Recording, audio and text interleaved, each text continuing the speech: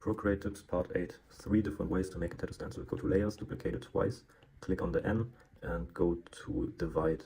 Then go to adjustments, Gaussian blur, and set it to around 4 to 5%. For this one I think 4% is perfect. Then go to layers and merge the two upper layers. Go again to the curves and make the lines darker.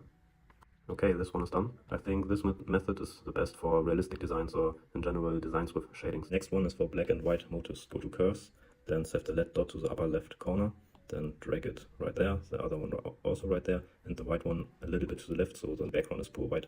Okay, this one is also done. Then for the text one, there are different ways to make this, but for now I use this one, duplicate it, click on the layer, click on edit text, and set the upper layer to a white tone. And set the second layer to a black tone. Then for the outlines, click on the O, and yes, this one is also done. Thank you for watching, I hope you liked it.